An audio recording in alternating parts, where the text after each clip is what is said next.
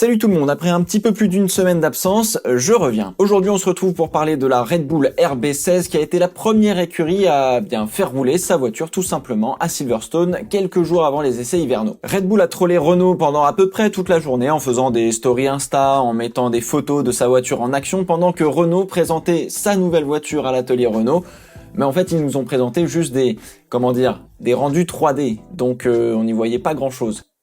Malheureusement. Red Bull a donc, comme l'année dernière, profité d'un shakedown pour faire rouler sa voiture. Un shakedown, c'est un jour de tournage où la voiture peut parcourir 100 km pour faire des images à des fins de promotion et de communication. Il me semble que chaque équipe en a 2 ou 3 par an maximum.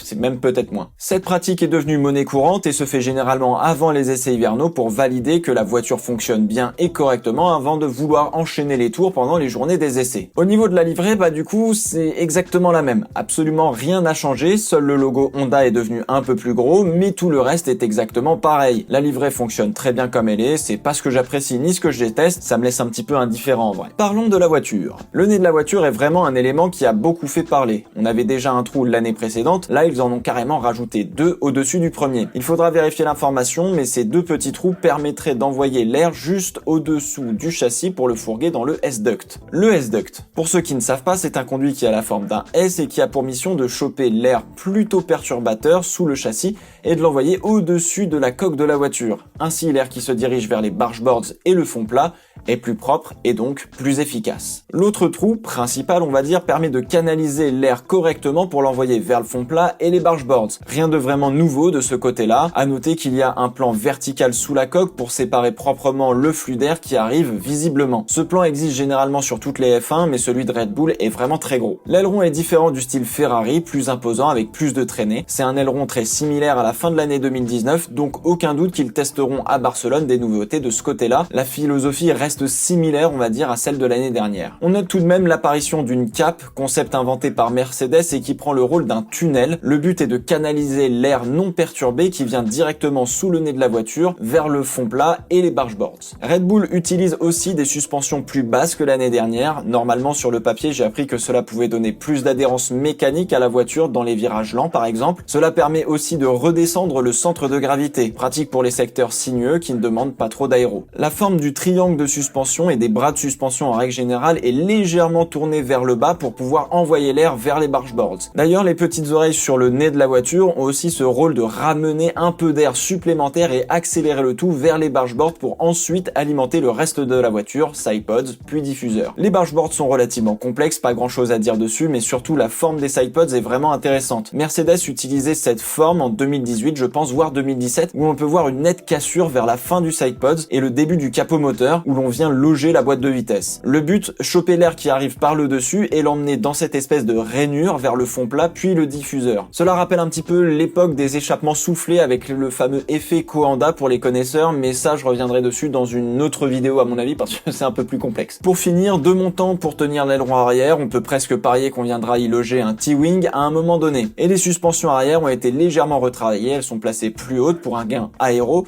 Mécaniquement parlant, je vous avoue que je ne sais pas trop. Ah oui, et le rec de la voiture est absolument énorme. L'arrière est vraiment très haut perché, comme je vous l'ai déjà expliqué, mais il y a une autre raison que d'alimenter le diffuseur pour avoir beaucoup d'appui. La réglementation impose une hauteur minimale à respecter, notamment pour l'aileron avant. Sinon, on aurait des voitures avec des ailerons et des impadices qui toucheraient quasiment le sol. Cette hauteur minimale se définit par rapport au plan de référence physiquement défini par la planche située sous la voiture. Toutes les mesures se font par rapport à cette planche. Et le fait d'incliner la voiture vers l'avant permet donc de descendre l'aileron avant tout en restant aligné avec le plan de référence. Et vu que l'aileron est plus bas, on peut commencer à produire un effet de sol. Et là, je vous renvoie vers une autre vidéo. Double effet qui se coule puisque l'avant du fond plat permet de créer un effet Venturi. Et puisque l'aileron est proche du sol désormais, cela permet de créer donc un deuxième effet Venturi. Côté moteur, Honda a encore travaillé très dur cet hiver pour proposer encore un meilleur moteur cette année. Fort de 3 victoires en 2019, cela commence à faire légèrement oublier l'épisode McLaren Honda de 2015, 2016, 2017. À voir évidemment comment ils vont s'en sortir cette année. Red Bull avait vraiment une voiture relativement impressionnante l'année dernière et s'ils ont réussi à combler les petits défauts qu'ils avaient sur la voiture de l'année dernière, on peut s'attendre à avoir une saison 2020 qui va être vraiment très proche en termes de performance, surtout au niveau des top teams.